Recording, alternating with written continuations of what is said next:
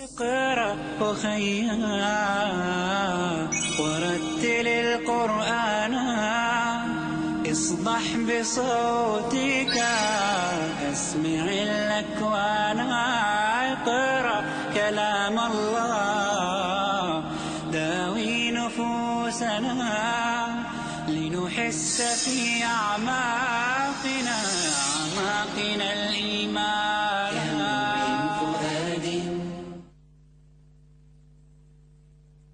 Alhamdulillah, wassalatu wassalamu ala rasulillah. All praise is due to Allah, and may Allah's peace and blessings be on the last messenger of Allah. I would like to share with you, as a beginning, a series on education, on Islamic education and its significance. As in the Muslim world today, there are a number of Muslim schools appearing. In our time, people have come to realize their importance, and so we find, especially in many of the Western countries, US, Canada, UK, South Africa, Australia, etc., an explosion of Muslim schools. And even in Muslim countries, we now find Muslim communities or organizations concerned about Islamic education. In that context, I thought it was good to reflect on the goals of Islamic education and what really constitutes Islamic education. Is an Islamic school merely a building owned by Muslims, run by a Muslim principal, having Muslim teachers and Muslim students? Is that what an Islamic school is? Or are there other issues which go beyond that physical circumstance of Muslim people in a Muslim-owned or controlled setting? My contention is that we do have to look at other issues which are of greater relevance, because the idea of education itself needs to be understood from the experience of the West today. If we look at the definition which is commonly used for education in Islam, or education in general, what we find is that education is defined as a society's formal mechanism for the transmission of its culture. It is equivalent to socialization, the process by which persons are acculturated into a human community. So what we're talking about here is not merely the conveyance of information, we could say secular or scientific information. You learn how to speak English, you learn mathematics, you learn the sciences. It is defined as society's way of conveying its culture to the next generation. That's the root. Therefore, it means that the material which is being used can change and can alter the whole face of that Islamic institution. If the material is not itself geared towards conveying the values of Islamic society, then it will not be surprising if the outcome of these quote-unquote Muslim schools is not much different from Muslims attending government schools or non-Muslim schools.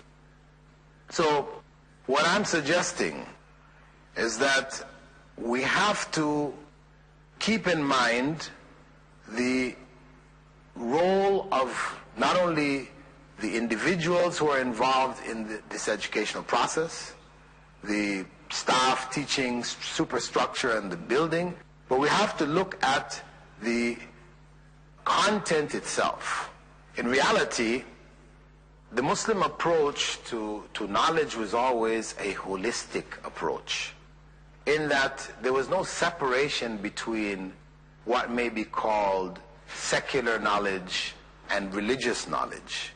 That distinction wasn't made, because the basic concept in Islam is that knowledge fundamentally comes from God. So whatever knowledge is acquired in some way should be used in a way which is pleasing to God, so that no separation was made. Sciences were taught along with the religious sciences, the religious fields of knowledge. The two were taught together to create a whole individual whose the importance of their character and moral upbringing and goals in life, goals for the life to come, were balanced with the importance also of this life and knowledge necessary to make this life comfortable, to be able to benefit from the various bounties which Allah has put in this world. So that approach was, as I said, a holistic approach. Both aspects of knowledge were taught together. It is in later times that this has been separated. So we now find in the Muslim world an abundance of what we may call madrasas, schools where people go and just learn religious information.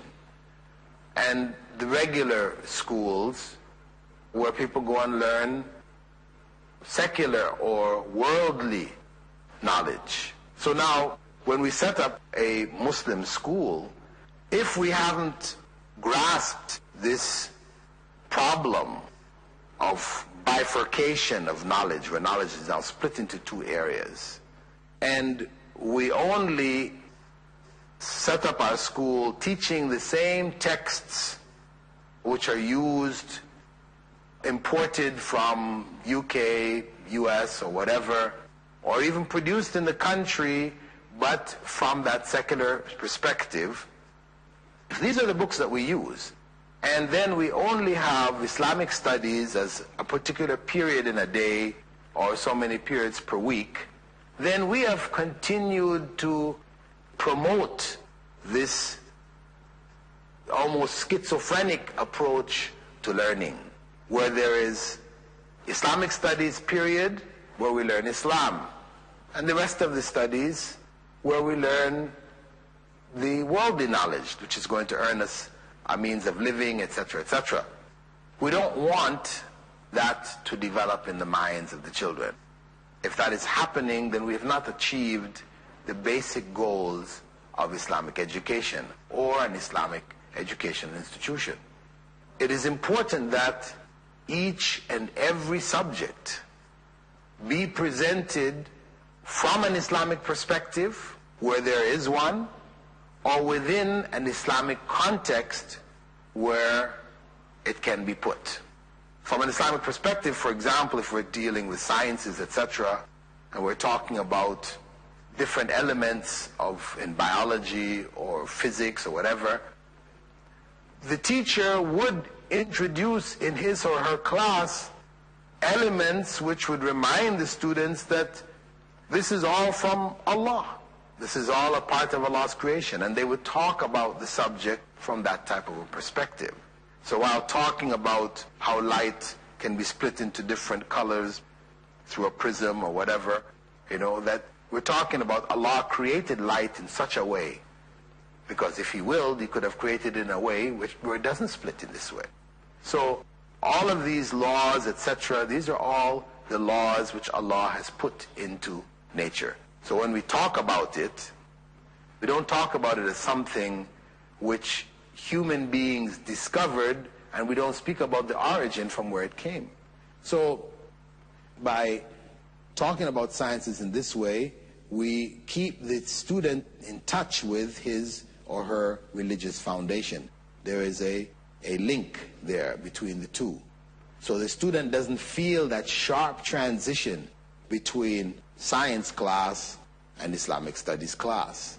In both classes, Allah is mentioned, the greatness of Allah is spoken of, so that common factor exists. Some subjects one might say, well, what about English, or mathematics? English, for example, how do you teach English from an Islamic perspective? Well, the language is the language. We can't deny that the language is from a non-Muslim perspective, but where did language come from? Depending on the level of the knowledge of the students, if you're going to talk about the English language, I mean, you can bring the idea that language is a gift from God. So there's a place where that can be introduced. But at least when we're teaching children on a primary level, kindergarten, etc., at least the materials that we're using to teach English, for example, those materials should be presented within an Islamic context, meaning that books for kindergarten are mostly pictures. So what pictures, what images do you show the children? If you show them images that they can relate to, images of Muslim families in a world where there are non-Muslims also, but promoting Muslim values, the language can be taught while at the same time values can be taught.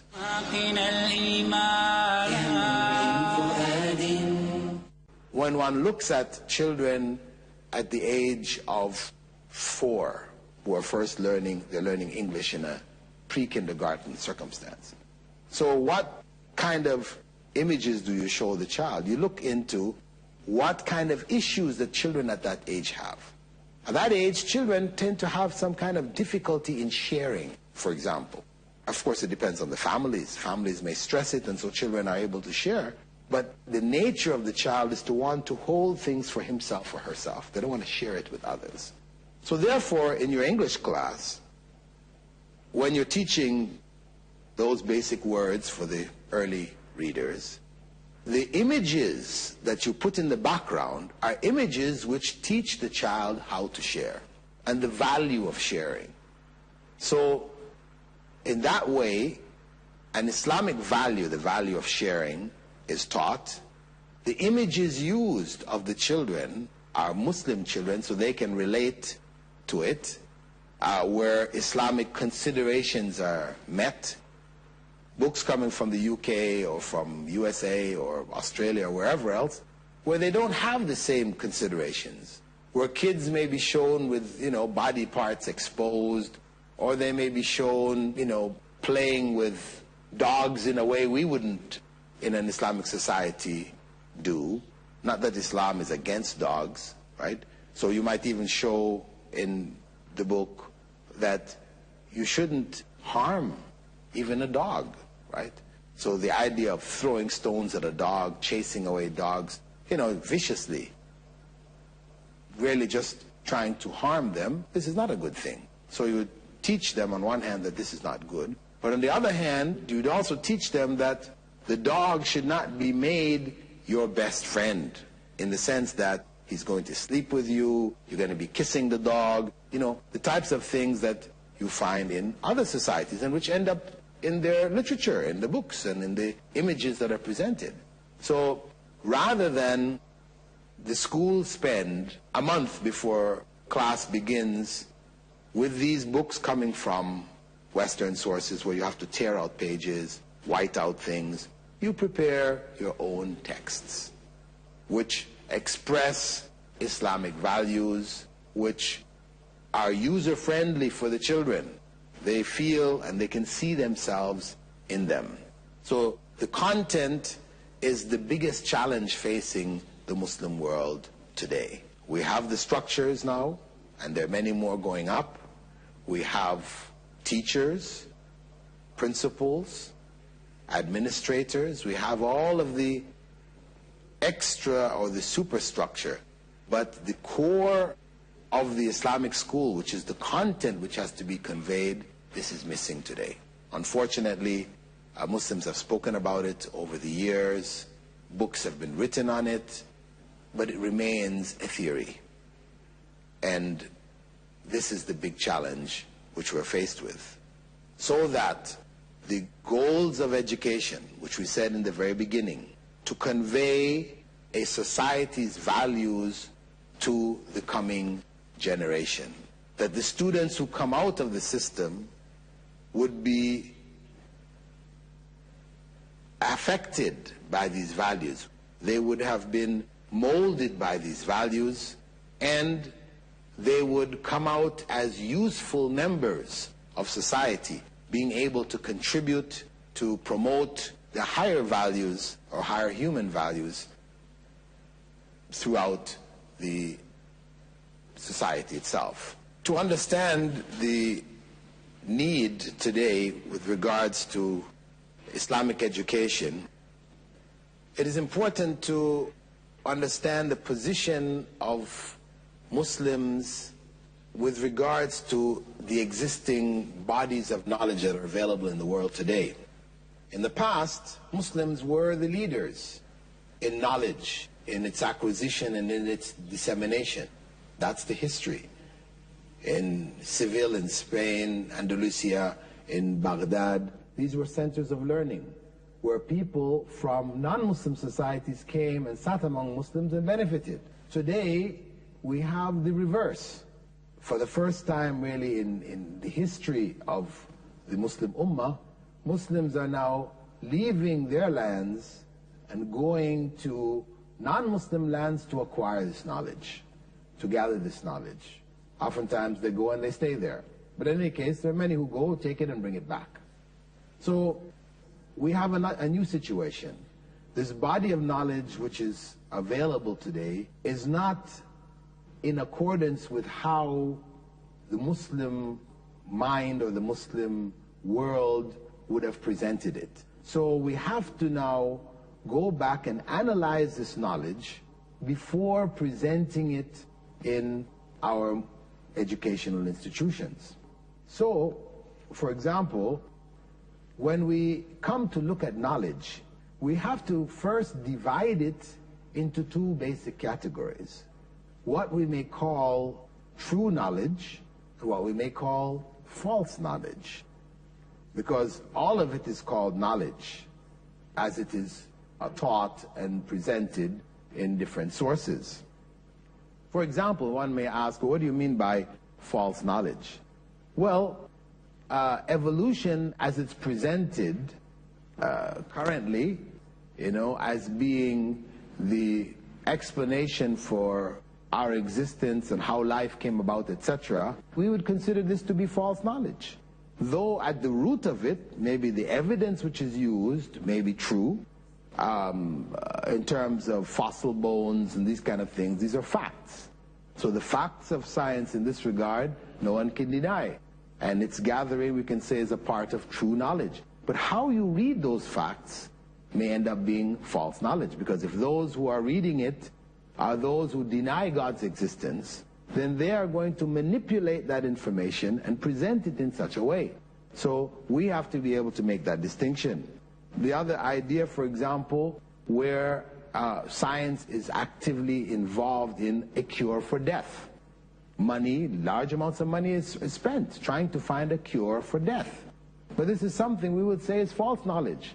As Muslims, we would not engage in this pursuit. It is a waste of time and energy, because Prophet Muhammad, may God's peace and blessings be upon him, already told us that Allah has revealed a cure for everything except death. So there is no cure. We know everybody is going to die. There's no way to stop the clock, the biological clock, and live forever. Also, what may be in some other fields we could consider to be false knowledge is the democratic ideal which is taught in some of the areas of sociology, etc., where decisions are made by the people. Right and wrong is decided by people, not by God.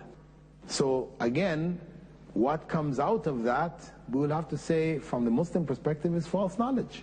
Because human beings, whenever they set up systems, create laws, etc., they usually do so with some bias. You set up a system, it's going to be in favor of yourself, or in your class, or your caste, or your family grouping, or your tribe, or whatever. This is the nature of human beings to do this.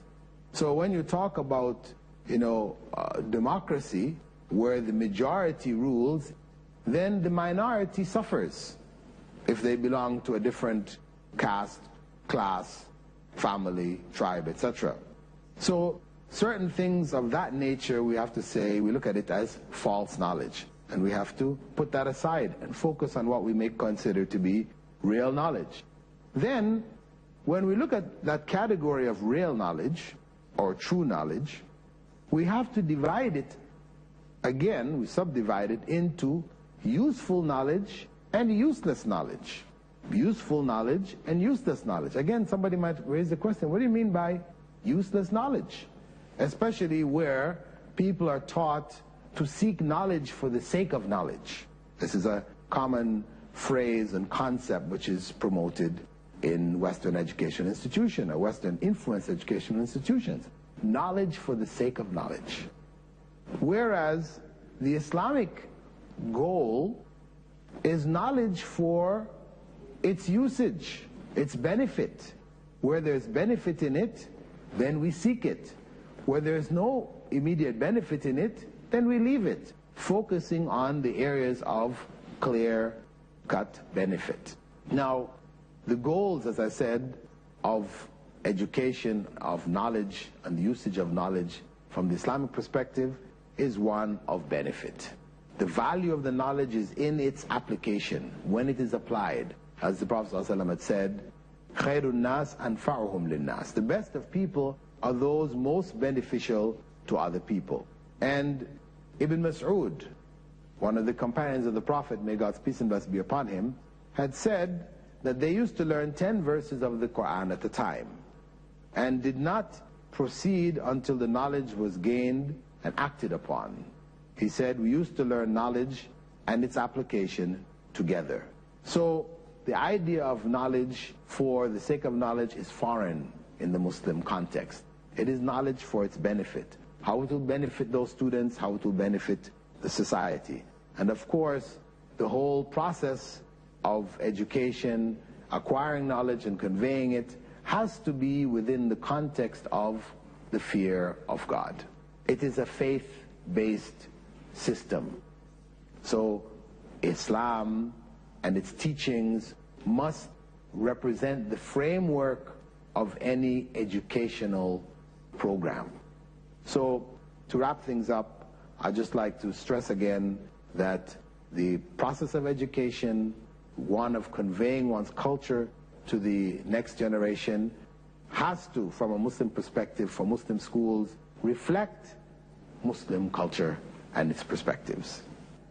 With that thought, I'd like to wrap up this episode, thanking you for being with us and bidding you farewell. Assalamu alaikum wa rahmatullahi wa barakatuh. اقرأ أخيا ورتل القرآن اصدح بصوتك اسمع الأكوان اقرأ كلام الله داوي نفوسنا